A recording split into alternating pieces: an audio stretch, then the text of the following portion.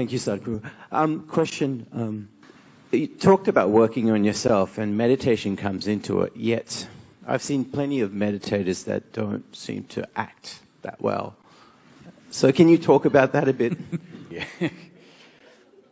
I'm not in any way identified with any political nation on the planet, but when I use the names of countries, don't think it's from some prejudice. When anything comes to America, it takes on a different form.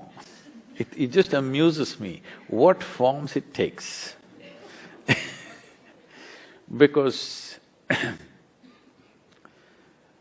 the yoga, for example, what forms it's taken is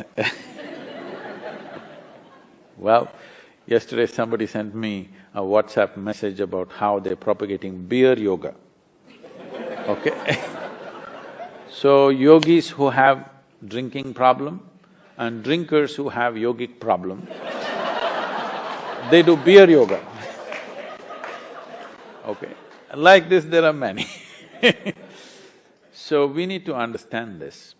This is not… when you say meditation, when you say yoga, this is not an Indian thing or an Eastern thing as it is being understood. This is paying attention to the inner nature of who you are, all right?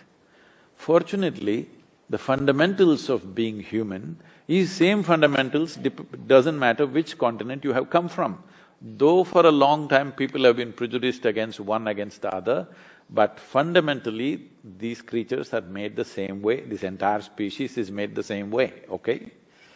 On the surface, maybe I'm made of chocolate and you are white chocolate, whatever, okay?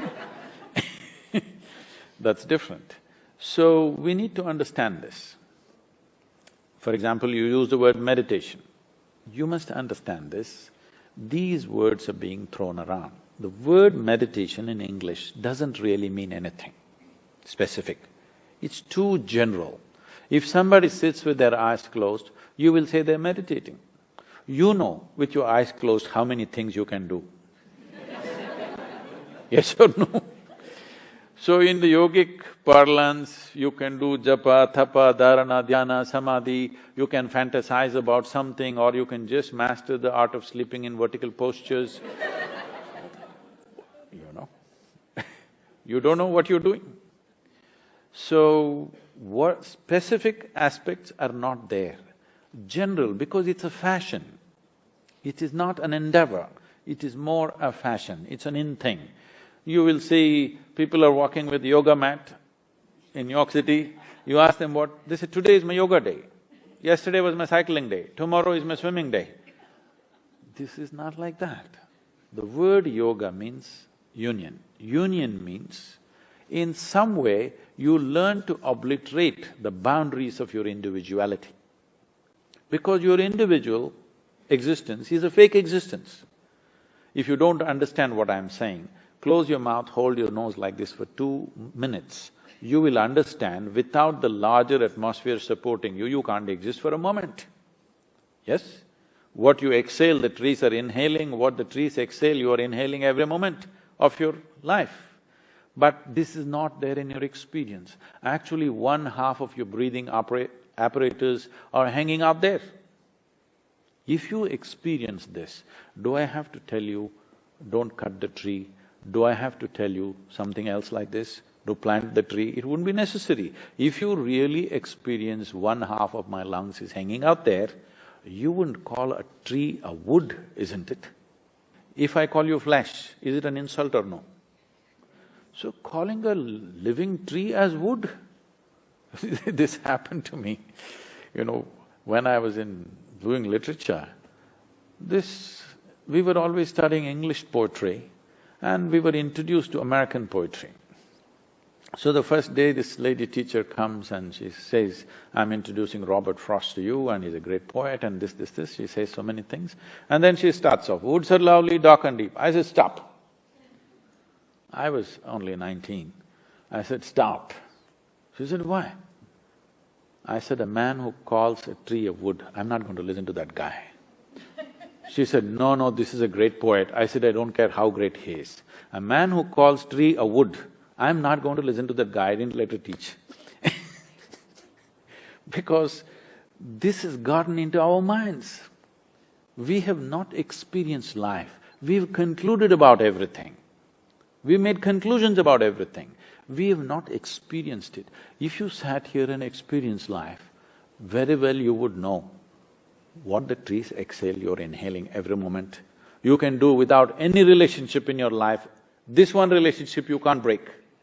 Yes or no? We have not brought human beings to experience. Meditation means this, yoga means this, to bring people to a living experience of life. It's not just the trees and the atmosphere. As you sit here, every subatomic particle is in communication with the rest of the universe. Otherwise you can't exist here for a moment. This entire fake idea of who you are has to go, that's meditation. So anyway, technically what is meditation? Meditation is a consequence, but because these societies have become so goal-oriented, they want the mango, they don't want the tree. If you want flowers in your garden, you don't have to do flower meditation. You don't even have to think flower. You have to think soil, manure, water, sunlight. None of them look like flowers. But if you take care of that, flower is a consequence. So meditation is a consequence, but people want the consequence, not the process. If you cultivate your body, your mind, your emotion and your energies to a certain level of maturity, you will become meditative. That will be your quality, that will be the fragrance that you will carry with you. But now you want the fragrance, you don't want the process, what will you do? You'll buy some French perfume. Thank you very, very much. The bank will be very different for having had this experience, so thank you for the time, and thank you to the India Club for facilitating this.